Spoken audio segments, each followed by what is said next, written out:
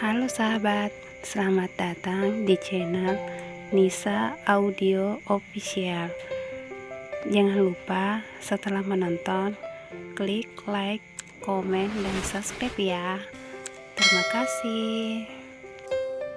Siapa bilang saya kasihan? Kalau kasihan, kenapa juga saya memilih menikahimu? Bisa saja saya melakukan hal lain. Kenapa harus memilih terikat sama wanita yang sukanya mengajak saya berdebat? Apalagi dia suka sekali bikin saya kesal dan suka kepedean. Terang Daniel namun membuat Nisa makin bingung. Terus karena apa? Kalau ngomong jangan muter-muter, tuduh poin aja. Biasanya juga begitu, ketus Nisa. Karena saya suka saat ada yang mendebat saya. Kalau cuma mau yang cantik dan patuh, saya sudah menikah sejak lama. Tapi buat nyari yang jelek tapi suka mendebat saya, nah itu yang sulit. Dan itu hanya kamu satu-satunya di dunia, jawab Daniel dengan lugasnya, namun membuat Nisa makin jengkel. Yang suka berdebat tuh bos. Saya hanya menjawab yang sebenarnya. Saya tuh juga nggak suka bohong, hanya demi menyenangkan hati orang. Jadi saya bicara apa adanya, bukan bermaksud mendebat. Bos aja yang mikirnya saya itu mendebat bos, saut Nisa jengkel. Tuh kan kayak gitu, mau dibilang apa? Itu tuh namanya ngedebat orang, bukannya jujur. Udah sana keluar. Saya bisa stroke kalau lama-lama ngobrol sama kamu. Selalu saja ada jawabannya, nggak pernah mau ngalah. Usir Daniel yang sebenarnya karena sudah tidak tahan untuk menahan tawanya. Iya, saya keluar. Bos pikir saya juga suka ngobrol sama bos. Saya malah bisa gila kalau lama-lama ngomong sama bos. Kerjanya mau menang sendiri, sama perempuan gak ada ngalah-ngalanya. Pantas aja gak ada yang mau sama bos. Mana ada yang tahan kecuali saya, jawab Nisa dan langsung melangkah pergi. Setelah Nisa pergi bersama omelannya, Daniel malah tertawa lepas. Brian ikut senyum-senyum. Dia paling suka saat melihat dua orang itu berdebat. Menurutnya unik, sama-sama menutupi perasaan, terutama sang bos yang sudah jelas-jelas menyukai Nisa. Aku paling suka saat melihat dia marah-marah begitu, saat dia merajuk dengan bibir menyunnya, membuat dia terlihat sebagai wanita paling cantik di dunia. Tapi aku gak akan pernah mengatakan itu padanya, ucap Daniel pelan, seolah bicara pada dirinya sendiri. Namun Brian masih bisa mendengarnya. Udah, ngapain kamu masih di sini? Bukannya kamu udah dapat tontonan gratis? Nunggu apa lagi? Kerja sana, omel Daniel mengusir Brian. Hehehe, kirain bos mau curhat gitu, makanya saya tungguin. Siapa tahu bos butuh pendapat saya. Masalah hubungan, jawab Brian masih belum beranjak. Alah, kepedean kamu. Siapa juga yang butuh pendapat soal hubungan dari seorang jomblo abadi kayak kamu, ketus Daniel dengan nada mengejek. Hahaha, dasar bos so tahu, bisa-bisanya bilang begitu. Apa saya perlu melapor saat saya sedang berhubungan dengan wanita? Saya nggak suka aja cerita-cerita sama orang, kan itu masalah privasi saya. Ngapain saya mesti ngomong-ngomong sama orang? Protes Brian saat dibilang jomblo abadi.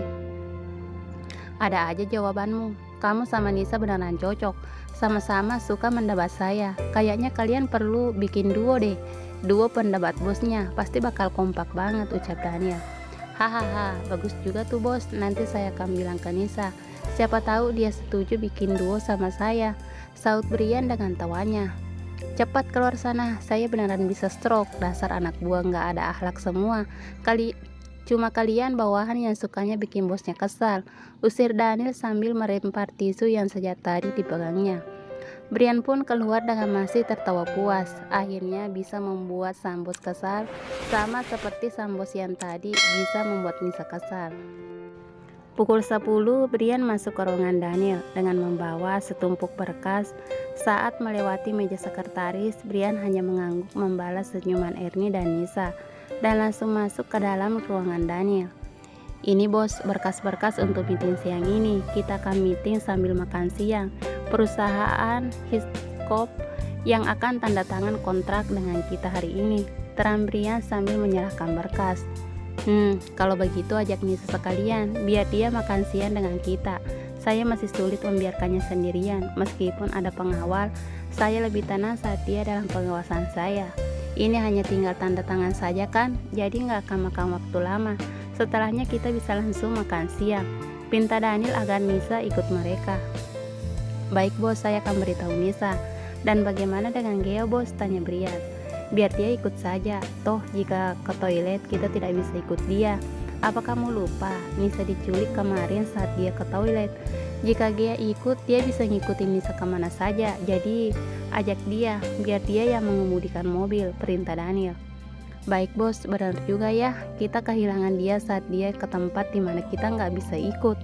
Dipikir-pikir penculiknya teliti juga, sahut Brian membenarkan perkataan sang bos.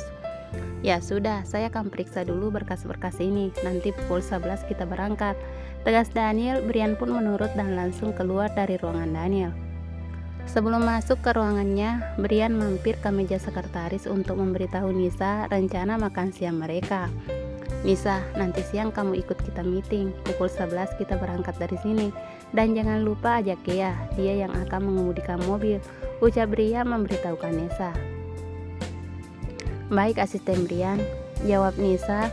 Brian pun langsung kembali ke ruangannya dan Ernie kembali menatap heran Nisa. Dia yang bekerja lumayan lama saja bisa dihitung diajak meeting di luar. Ernie berpikir jika Nisa ada hubungan dengan asisten Brian. Nis, jujur deh, kamu dan asisten Brian ada hubungan kan? Tanya Ernie penasaran. Iya ada mbak, hubungan kerja lebih jelasnya, sahut Nisa santai. Ah bukan itu maksudnya, kamu sama asisten Brian pacarannya, soalnya dia sering banget ngajak kamu ikut meeting di luar, ungkap Ernie kecurigaannya. Hahaha, Mbak Ernie ada-ada aja. Saya sama asisten Brian tidak ada apa-apa, hanya sekedar rekan kerja. Lagian Mbak yakin dia suka sama perempuan? Hehehe, Nisa dengan asalnya ngomong seenaknya.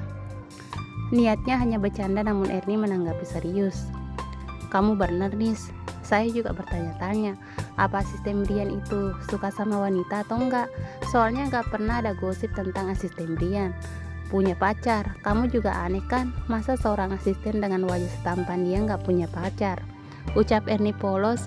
Nisa menahan tawanya dan langsung saja permisi untuk ke ruangan bos, bukan untuk melapor masalah pekerjaan tapi untuk menumpang tertawa. Nisa masuk dan langsung saja tertawa puas, membuat Daniel yang sedang sibuk dengan berkasnya heran kenapa gadisnya bisa tertawa seperti itu. Dia nggak lagi koslet kan, pikir Daniel. Woi, kamu kenapa? Datang-datang tertawa seperti itu. Kamu baik-baik saja kan? Kamu nggak lagi sakit? Tanya Daniel heran. Hehehe, enggak bos, tapi itu loh Mbak Ernie sekretaris bos. Masa dia bilang saya punya hubungan sama asisten Brian?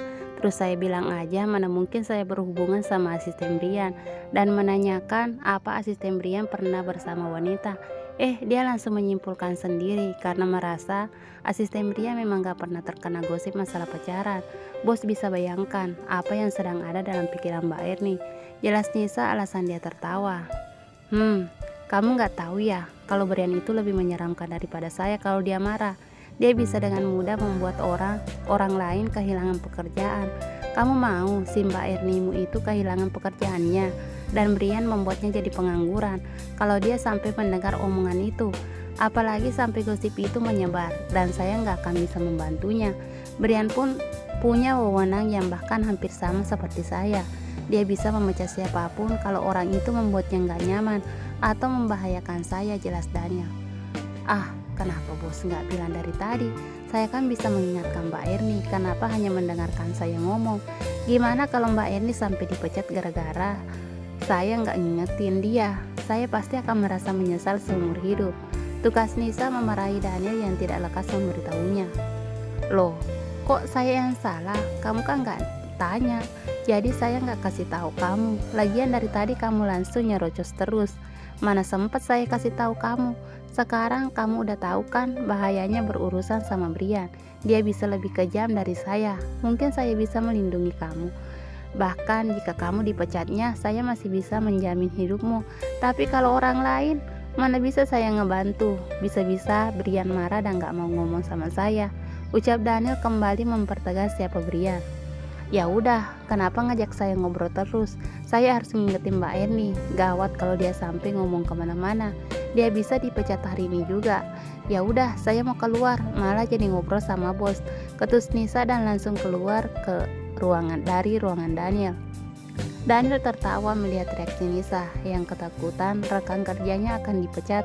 dan bergegas keluar ruangan, seolah-olah Erni akan benar-benar dipecat saat itu juga.